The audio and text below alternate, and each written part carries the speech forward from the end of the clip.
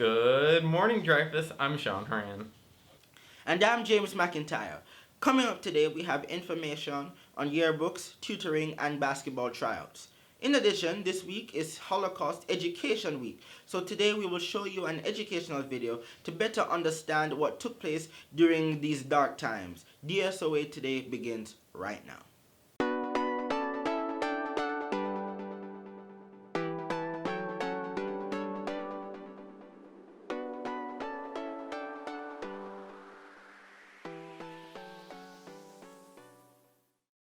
Please stand for the pledge. I pledge allegiance to the flag of the United States of America and to the republic for which it stands, one nation, under God, indivisible, with liberty and justice for all. You may be seated. Attention seniors. To fill out your senior bio form, please visit tinyurl.com/seniorbios21 or scan the QR code on the screen right now.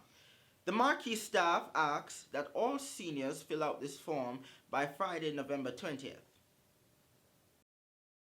The Marquee staff has also created a similar form for teachers to fill out, which is also due by next Friday, November 20th. Visit tinyurl.com/staffbio21 or scan the QR code on screen now. National Honor Society is offering virtual tutoring lessons. Students should join the Google Classroom code FTBJHCK to sign up for tutoring. NHS members should stay up to date with tutoring as this will be crucial for obtaining hours. Yearbooks are on sale now. Visit yearbookordercenter.com, enter our school code 486 to purchase your yearbook and senior ads. Prices are now $80, but will soon rise to $100, so make sure to get yours quickly. Seniors, if you have not already done so, you should now schedule your senior portrait sessions to KD Studios. Please go to kd.com/schedule. If you're interested in joining the boys basketball team, join the Google Classroom using code CNLSYE7 to sign up. The Holocaust was the World War II genocide of European Jews and so many others. This took place between 1941 and 1945. The following video will give an insight into the painful experiences felt by so many.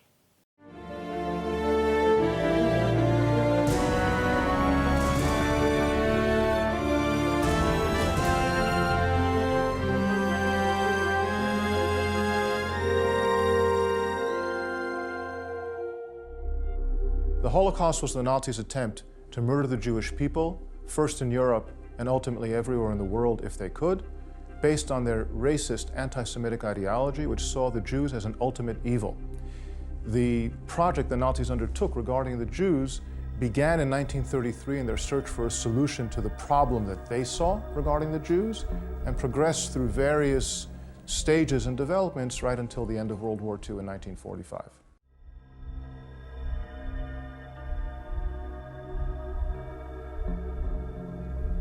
1933 was a critical turning point in history and in the history of the story of the Holocaust. The Nazis came to power via democratic means and then proceeded to use the machinery of democracy to dismantle democracy and ultimately to pursue those whom they defined as their archenemy and the ultimate evil, and those were the Jewish people. At the time the Nazis came to power, there were approximately 16 to 17 million Jews in the world, of whom there were about 9 million in Europe at the time, and in Germany itself, approximately 500,000 or slightly more than that. According to the Nazis' racist, biological, anti-Semitic view of the world, the German people, who were part of the Aryan race as they defined it, were the epitome of mankind. They were the most creative, the most cultured, the best in their spirit. They contributed the most to humanity. They were the builders of culture and society. And in that view, the Jews were the exact opposite, the inverse of humanity. They were the destroyers, they were the parasites, they were the devil incarnate, as the Nazis viewed them. They described them as microbes or germs that destroy the human body from within. And as such, the Jews, as a not quite human creature, but in human form, posed to the Nazis in their sinister power that the Nazis imagined the greatest threat to Germany and to the world.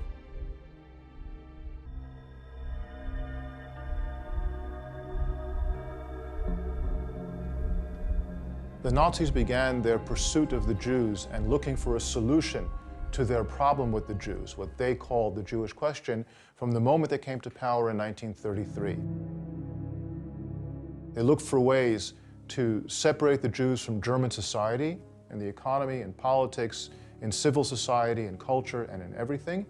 They boycotted the Jews, passed laws against the Jews, disenfranchised the Jews, kicked the Jews out of citizenship, and tried to force the Jews to emigrate from the Third Reich as a way of relieving Germany of this threat that the Nazis imagined. The climax of all that, of the Nazi treatment of the Jews, came in November 1938 with the violent, nationally organized Kristallnacht pogrom, in which thousands of Jewish stores were destroyed, homes were destroyed, more than 1,500 synagogues were burned to the ground, more than 100 Jews were murdered, 30,000 Jewish men were arrested and taken to concentration camps and to prisons.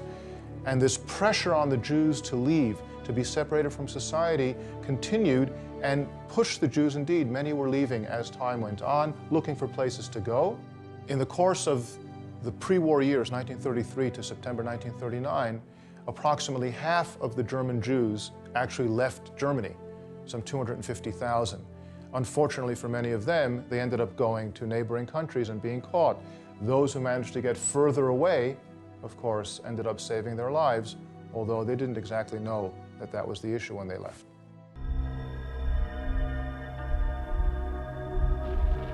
On September 1st, 1939, Germany invaded Poland, and that brought the beginning of World War II. And with the invasion of Poland, they suddenly had in their hands an additional nearly 2 million Jews. Months after that, they invaded Scandinavia and conquered Norway and Denmark, and then Western Europe, and conquered Holland and Belgium and Luxembourg and France. And with all of these conquests, by the summer of 1940, Germany found itself now not with a problem of a few 100,000 Jews inside the Third Reich, but with a problem of several million Jews across territories they had conquered in Europe. And they continued their pursuit of some solution to this problem. They looked for places to send the Jews. Perhaps they could create some gigantic ghetto somewhere. They thought about the Lublin area as one of those solutions. That didn't work. Perhaps they could shove all the Jews into the Soviet Union, but that didn't work either. The Soviet Union was not going to receive millions of Jews simply because Germany wanted to get rid of them. They thought of places that were maybe far away. They could push the Jews far, far from Europe, such as the island of Madagascar. But that too was logistically impossible. But this pursuit of a solution was something the Nazis never left. And once they conquered Poland, and particularly for Eastern European Jews, it was a good option, and that local and regional commanders of the Nazis could pursue the idea of putting Jews into ghettos as a kind of holding pen until they could find a solution for the Jews.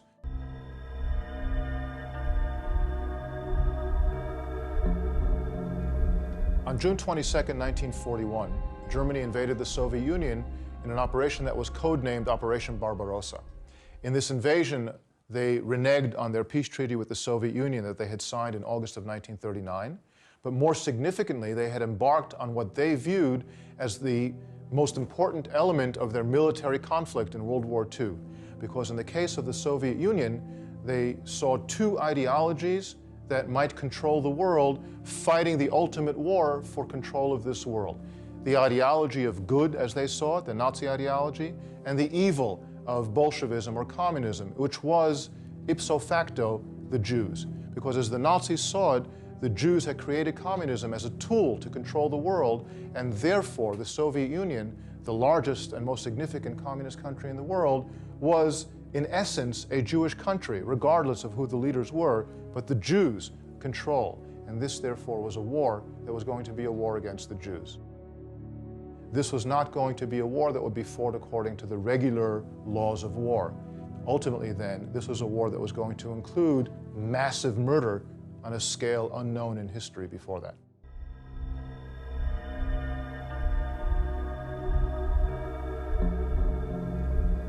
As soon as Germany invaded the Soviet Union, special murder units of the SS and the German police entered and began murdering primarily Jews and also various communist officials and so on, but their main target was Jews.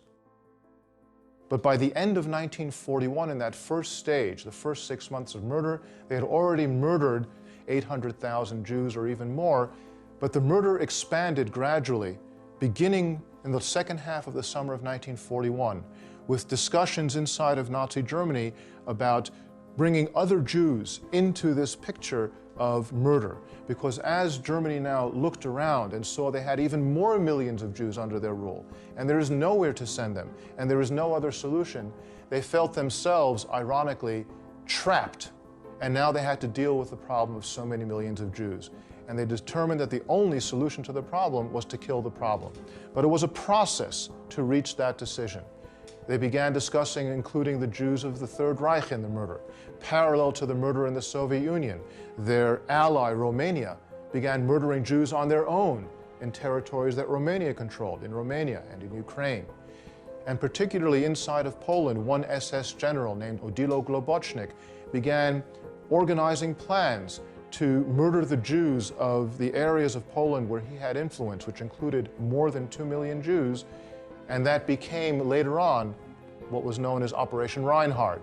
Parallel to that, experiments began at the end of the summer of 1941 to design gas vehicles, lorries or vans, into which you could load several dozen Jews, drive around for a few minutes and kill them. They experimented with a number of prototypes until they reached the correct model, and then they began using that model in various places, but primarily in a new camp that was constructed in November of 1941 and opened on December 8th, 1941. That was Chelmno. And parallel to that, they experimented with a different kind of gas at the concentration camp known as Auschwitz. And in early September 1941, the first experiment using Zyklon B, a prussic acid, which was a pesticide for agriculture, was being adapted. And the experiment was found to be successful enough that they then embarked upon improving on the model and looking to build gas chambers that would use that method of gassing. And therefore we have parallel developments during the course of the second half of 1941. Massive shooting, gas vans, murder in other places, planning on bringing Jews from all over Europe into the murder areas that were being prepared, and murder by the exhaust of engines, Operation Reinhard, being planned by Globocnik. All of this coalesced by the end of 1941, became the final solution to the Jewish question.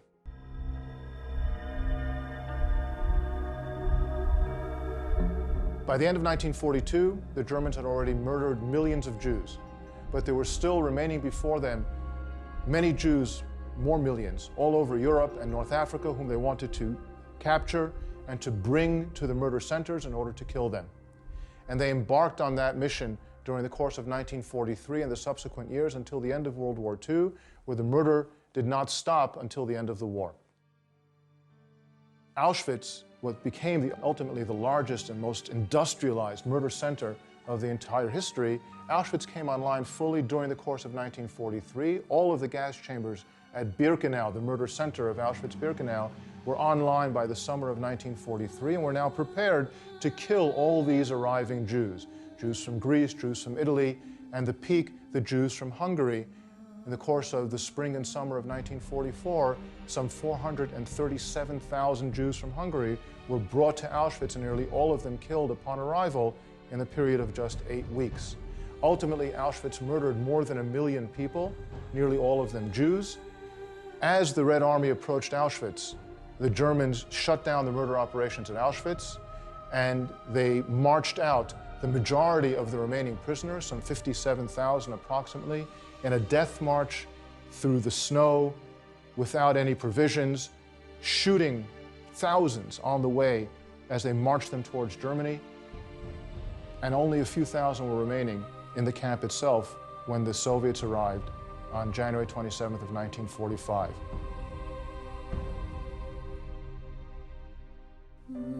So if we come to sum up the Holocaust, we can say that the Nazis achieved some of their goals, but they did not achieve all of their goals.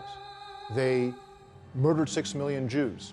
The Jews have never replenished their numerical numbers. If before the war there were between 16 and 17 million Jews, at the end of World War II there were fewer than 11 million. And today, at the peak of Jewish growth since World War II, there are approximately 13 million Jews in the world. They seriously damaged aspects of Jewish culture in Ladino and Yiddish and other things. They wiped out Jewish communities that have never been reconstituted and have been essentially wiped off the map. In that sense, the Nazis achieved some of their goals, but the Nazis also failed because the Jewish people are still here. The Jewish people did not win World War II. The Jewish people survived World War II. But in that survival lies the Nazi failure.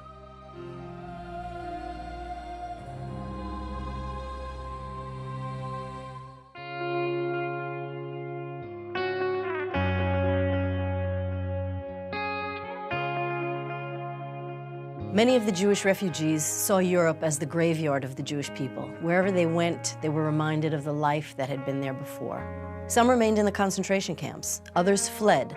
Some tried to get to mandatory Palestine, but the doors were closed by British restrictions. The United States as well had difficult immigration policies. Thousands in the end managed to get to South Africa, Australia, and South America. However, because of the excessive red tape, the increasing anti-Semitism, the difficult voyages, there was no other option for many of these people but to congregate in camps that were set up by the Allies after the war. These camps were called displaced persons camps. Conditions in the DP camps, especially at the beginning, were very difficult.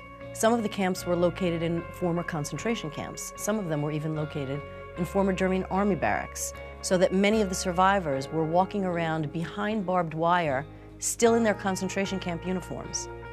Food and medicine were very scarce. The death rate remained high for weeks.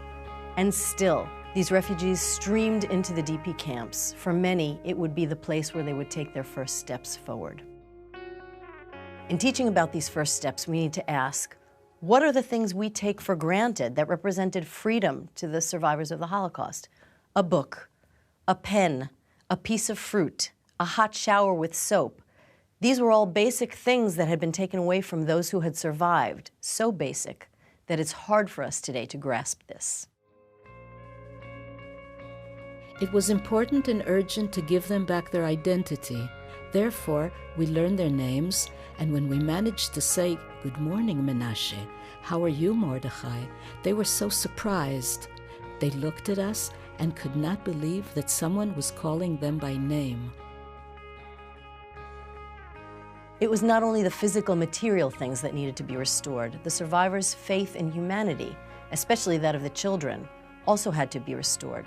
Children who had been abused, who had been hidden, who had seen death, had become very, very cynical of the adult world. Their confidence needed to be rebuilt. Once children's faith in humanity was restored, once anyone's faith in humanity was restored, then these people could go ahead and start to try to rehabilitate their lives. Their thirst for knowledge is amazing. One fact is worthy of mention. Not a single pupil is late for class. They come without breakfast because the canteens open at 8:30, while school begins at 8. Anyone who is aware of the sensitivity to hunger of the former Kotsetniks will appreciate their devotion to studies. For many survivors, culture and education were very important. Culture was what represented the bridge between their former lives. It connected them to their previous traditions. It was also a way to escape their reality. Education was the key to their futures. For instance, survivors in the DP camps published more than 70 newspapers. They had film screenings, they established sports clubs, there were theaters, there was art, there was culture. They also established schools to give the children whose lives had been interrupted vocational and educational training. The atmosphere was the opposite of the desperation and the awful uncertainty that the survivors of the Holocaust had been living with. As a matter of fact, the atmosphere was one of a frenzy of activity, as though these people were trying to make up for all the time they had lost. Survivors who were alone tried to make new human connections. They reached out for other survivors who instinctively understood the trauma and the loss they had experienced. That's all we have for you today, Dreyfus. I'm Sean Horan. And I'm James McIntyre.